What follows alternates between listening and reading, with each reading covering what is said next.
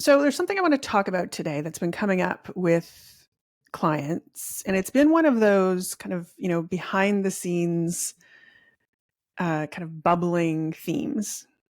And I think it'd be interesting to bring it out into the open and have a conversation about it today. And that is the concept of risk in business. And we, for some reason, because as we know, our clients, our business, the people that we're working with tend to go through these funny phases. We'll get a whole bunch of people worrying about the same thing at the same time. And there seems to be a lot of chatter about risk, about how much to take, about how to protect yourself, about, when and how to make the big moves. And I think it'd be really interesting to talk through how we think about risk, because it's something that we actually talk about and, bring out into the open and have conversations about when we're making decisions. And I think letting folks see what that looks like might be helpful as they go through this exercise in their own minds. So first of all, I think it's worth talking about entrepreneurship at large. If you Google, entrepreneur, the definition has the word risk in it. And I forget the exact wording, but it's something to the effect that the entrepreneur is one who trades in risk. Right? Entrepreneurs take risk in the interest of earning a certain reward. The greater the risk, the greater the reward. And we've talked about this before about how consultants, for some reason, don't really think of themselves as entrepreneurs. And let's address that right off the bat. If you are an independent consultant, you run a boutique firm, you are a business, you are an entrepreneur, and you are engaging in risk. Now, what makes that a little more complicated is no one really taught you that, right? And you're probably focused right now, hopefully focused right now on acquiring certain business skills, or you were focused on that at certain stages of starting and growing your business. And that might have been marketing, and that might have been sales, that might have been operations, that might have been, org structure, whatever it may be. But chances are you didn't actually educate yourself on risk in any meaningful way, how to think about risk, how to take risks, which risks to take, how to improve your risk tolerance. Like, you probably didn't receive a comprehensive education on all things risk and business. And yet it is fundamental to what we do as entrepreneurs is we take risks that maybe other folks don't take, and there's potential rewards there. So I think it's worth just calling out that, this is an important topic, one that's, it's a defining, trait of the entrepreneurs, that we take risks, and not one that you probably have a lot of education or background on, or one that you probably even thought a lot about in the past. Now, with that said, I think there's a way to think about risk that depends on the stage of business, and there's a hierarchy here, if you will, of business stages and how to engage with and think about and manage risk accordingly. And I think we can break this up into 3 stages. You have the early stage in business, you have the growth stage in business, and then you have the stability stage in business. And so if it makes sense, we can jump into like early stage and talk more about risk there. Does that work? Absolutely. And, I think this will be especially helpful for the clients who are listening, because this is the group that we're talking about right now, right? Folks who are early stage and trying to figure it out. Yeah, 100%. Right. So early stage, that is, you're trying to get your consulting business off the ground and get traction.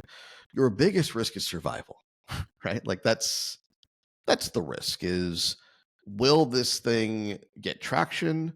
Will you stay afloat? Will you stay afloat for long enough to get traction? That's really more specifically the risk, right? Most folks at this stage, they have a certain amount of runway, and they might have some revenue coming in, some clients, right? This is not to say that you're starting from scratch, although you may be, right? But even if you have clients and you have revenue coming in, you have a certain amount of runway. It's the cash that you have over time, adjusted for whatever revenue you might bring in. And the real risk is, can you get sufficient traction in the time that you have, given the runway that you have, before running out of cash? Because if you run out of cash, then you got to go and do something else and go get a job, which is apparently really hard to do these days, right? So hopefully you get traction fast enough. And so therefore, you want to be dedicating all of your resources to addressing that survival risk, right? What that practically means, and what I tell our clients is, don't try to build the perfect business in this early survival stage, right? Like don't try to build the dream business. Don't try to build the forever business. You've got time to build the forever business, and we'll talk about that next stage. But in the early stage, solve problems that you know the market has, that are painful, that are pervasive, that clients are struggling with, and stay very tight to that. Don't get cute, don't get creative. Don't try to be Steve Jobs, right? Like Steve Jobs famously said, if I asked people what they wanted, they wouldn't be able to tell me, something like that. Or Henry Ford said they want faster horses, right? Like, don't be Henry Ford, okay? Don't try to make the automobile, right? Just like help your market solve the problems that they are currently prioritizing and stay very tight to that. Even if, like this is kind of a nod to our earlier conversation, even if it's not the most exciting, even if it's not the most fulfilling, because right now you're not really optimizing for fulfillment or scale or profit, you're optimizing for survival. So build a foundation in the early stage of solving problems for clients that helps you pay the bills and ensures that you have a baseline that's survivable. Yeah, and I agree with everything you're saying. And also, I don't love that we're using the word survivable or, the survival stage. To me, I think this is about the foundational stage, right? This is about creating not just the financial, survival, the financial safety that you need, but also ensuring that you really step into this role of entrepreneur, right? That you believe that you can have a business, that you can see that things can move forward. So I think this is all about really building foundation. Um, and the reason I'm making that distinction is I don't want people, it's not about feeling desperate in the moment, right? It's not about just taking everything that comes your way because you're angsty. It's still about moving towards something. It's about building a foundation that you're going to be able to expand on later on, and just understanding that in the short term you're going to make specific decisions for specific reasons. Yeah. Yeah, I agree. This is not about being desperate. This is about being pragmatic. Yeah. One of my mentors told me once, the number one rule in business is to stay in business. Mhm. Right. I think there's a lot of truth to that, right? Because if you're out of the game, you can't take advantage of any opportunity. You have to be in the game to take advantage of opportunity. And so in this early stage, I think pragmatically the focus needs to be on, let's stay in the game. Let's extend that runway. Let's do more work. Let's do more projects. Let's solve more problems. And let's give ourselves the breathing room to do what's interesting, what's fun next. So that brings us to the growth stage, right? Growth stage is about now, being a little bit more particular, being a little bit more choosy, being a little bit more, asking the question, what do I want versus what do I need? It's like once the, Maslow's hierarchy, the base of the pyramid, your necessities are met, your bills are paid, your mortgage is paid, whatever it may be. Um, you're not rich yet, right? You're not like maybe achieving all of your financial goals or your fulfillment goals. But now you have the opportunity to have that conversation, to look at that and see, well, where are the opportunities in the market that I really want to capitalize on? And what are the types of projects and the types of problems that I would love to solve for more often? And who are the types of clients that I'd love to have more of? And where do I see my market headed? And how can I position myself to capitalize on those trends? And these are all things that you really don't afford yourself the ability to think about when you're in that early survival stage, establishing foundations. But now, once you have a foundation, you can start to think more about, what do I want to build my organization around, right?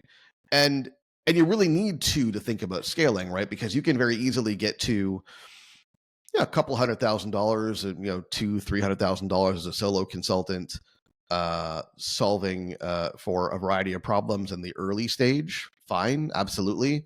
But if you want to scale from there and either become a fairly high ticket, high price solo consultant or build a firm, you do need a singular point of focus. You do need a particular direction you want to head in. And in the scaling stage, this is where you have the opportunity to survey the landscape of the market and survey your particular interest and passion and decide where you want to go.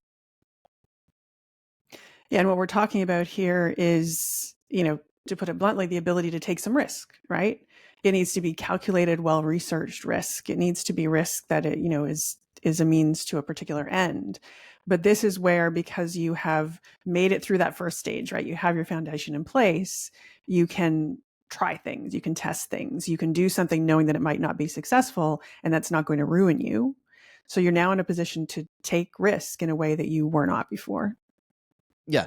And hopefully you're not betting the farm, right? So, Yeah. the early days, the risk was, can you get traction fast enough before we run out of time or cash, right? Now the risk is,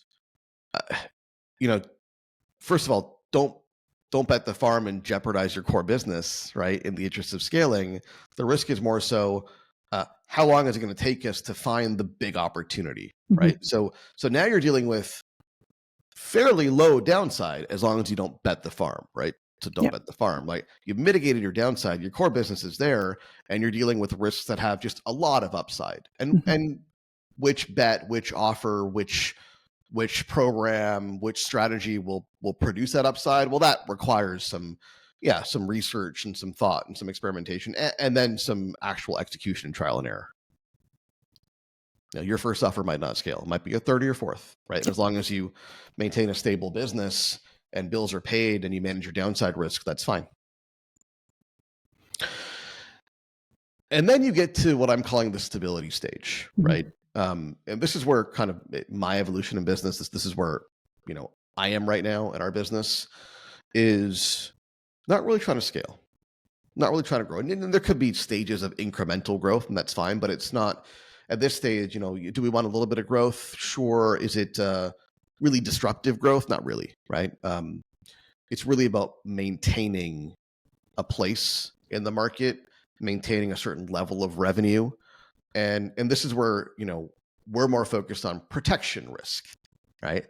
Like, what could possibly get in our way? What could possibly cause us to retreat? What could possibly threaten the level of business that we're at right now? What could possibly take us out of the game? And now it's not about making big bets and risks to try to gain ground, but it's more mitigating risks that might cause us to lose ground, right? So again, when we were scaling and growing, we were taking on way more risks and spending more money and, pouring money into ads and marketing and team and all that kind of stuff. And now it's different, right? Now we're not taking these big bets. We're more just trying to stabilize and protect what we have.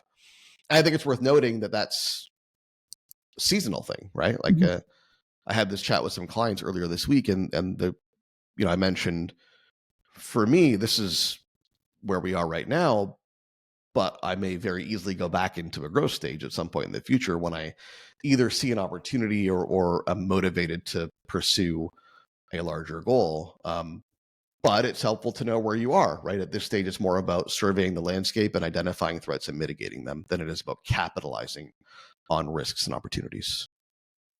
Yeah, and to me, I think that's the really great thing about this conversation is instead of trying to make a decision, decide if you're going to take a risk, like, you can get into sort of a spiral. If you can really map where you are, if you can determine, am I in that foundational or survival stage? Am I in that growth stage? Am I in that protection stage? Once you can identify that, then it makes the decision making clear, right? Because you're not coming at it from the headspace that you were in a year ago. You're not coming at it from the headspace that you want to be in a year from now. You're coming at it from the headspace in the business that you are today. And therefore, extending the level of risk to the appropriate place that is going to give you maximum upside and mitigate downside. Now, when we had this chat with some clients on our mindset call this week, I got this question, and I saw the question coming, and I didn't have a good answer to it. So I'm gonna pop the question to you, see if you have a better answer than I did. Chances are you did. Most likely you do. And the answer was, how do we improve our risk tolerance? Right. So acknowledging that, as fairly new entrepreneurs, we don't, we might still have some, low risk, corporate employee mindsets, right, around risk, and we don't really like taking risks. But I see that we need to grow in business. So how can I improve my tolerance of risk? What would you say? What I would say is maybe not the answer that some people want to hear, but it comes through repetition. I don't think you can really, just talk yourself into or read yourself into or watch TED talk yourself into an increased level of risk tolerance. To me, I think it comes from taking the small risk and seeing what happens, or taking the big risk and having it fail and realizing you still survive, right? It comes from testing those boundaries. And so if you know yourself as someone who has a low risk tolerance, it's worth really intentionally putting yourself in some slightly riskier situations so that you can understand what happens, right? You can see what happens when things go well. You can see what happens when things fail. I don't think that risk tolerance, I was going to say, I don't think it increases because you're successful all the time, but that's not probably true. If you bump into a whole bunch of lucky successes, your risk tolerance probably will increase, and not in a good way, right? In a way that can really get you in trouble. But recognize that your tolerance for risk is going to grow as you take risks. And to me, I'm not sure if this is a better answer or not, but I'm not sure that there's any way except through this, right? It's about really experiencing it and seeing how it feels for you, and seeing how you recover, and then moving on to the next. Well, that's very boring. Sorry. That's exactly what I said, and I was hoping you would have a wildly different answer. But no, I'm not surprised. And actually, I mentioned to the client group when I got this question that when I was prepping for this discussion with our clients, like I wanted a better answer. Like I knew it'd come up, right?